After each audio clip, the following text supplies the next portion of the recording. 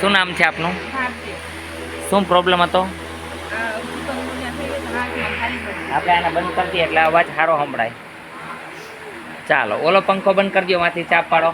હા, એટલે શું અવાજ સારો આવે થોડોક, નહીં તો પંખાનો અવાજ આવે પણ આપણે જ બોલીએ તો ન સંભળાય. બરોબર ને? કરતો તો ને ખાલી ચડતી. હાથ કરતો હતો અને ખાલી ચડતી હતી અને ચિકનગુનિયા. તો અત્યારે કેમ છે? રિલેક્સ થઈ ગયું બધું? કેવું કામ લાગ્યું આને? મજા પડી? કાંઈ પૈસા જ બાપુ નથી લીધા? અહીં દવા દઈએ છીએ મેડિકલમાંથી, એના પૈસા લઈએ છીએ, બાકી અમે હાજા કરી દઈએ ત્યાં સુધી એના કોઈ પૈસા નથી. પછી તમારી મરજી છે દવા લેવી ન લેવી, પણ અમે જે નિયમ કહે છે એનું પાલન કરવું.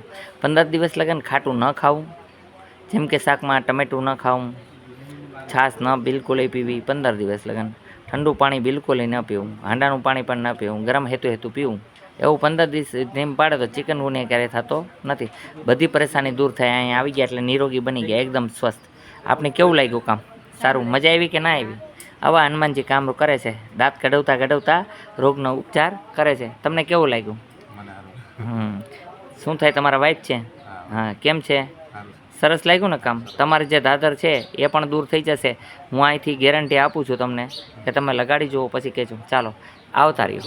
આપણે ડીસાના બટેટા આવી ગયા છે, બાબુ બટેટાવાળા. ચાલો તાર બટેટા જોખી લો. હવે કેટલાના કિલો છે? 20-21 રૂપિયા આવી ગયા. હા, શું ડીસાવાળા ભાઈ કેમ છે? મજામાં છે. આપને શું પ્રોબ્લેમ હતો ને આવ્યા હતા? તળિયાનો દુખાવો હતો, ભરતા હતા, દુખાવો હતો, પથરીનો પણ પ્રોબ્લેમ હતો, બળતરા હતી. બળતરા તો અત્યારે પથરીમાં કેમ છે? પથરીમાં તો રાહત થઈ ગઈ. હવે તમને એક પાણી આપીશ, એ પી લેજો, અને જેને કારણે પથરી ક્યારેય નહીં થાય. બરાબર છે? પછી એક દવા આપીશ. અત્યારે આપને જે દર્દ હતા બધા એકદમ રિલેક્સ?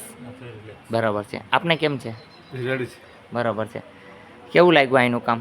કામ સારું ગમ્યું કે ના ગમ્યું? ના ગમ્યું. હનુમાનજીનું સરસ કામ છે. સરસ. આ તમારી પાસે કઈ પૈસા જ નથી પડાવી લેતા ને બાપુ? ના, નથી લેતા. એમ તો નથી કીધું ને 5 રૂપિયા 50 રૂપિયા નાખજો આમાં? ના. તો વાંધો નહીં. કંઈ કીધું તો નથી ને ભાઈ?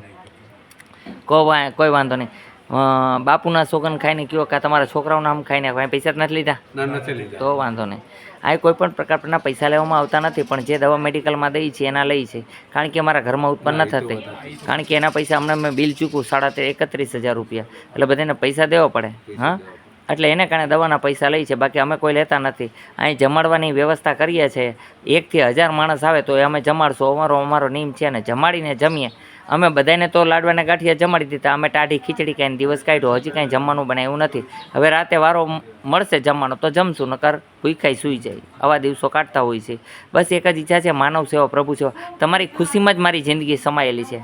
તો બોલો કેવું કામ લાગ્યું બધાને? મજા આવી ને? બોલો જય હનુમાન. જય હનુમાન.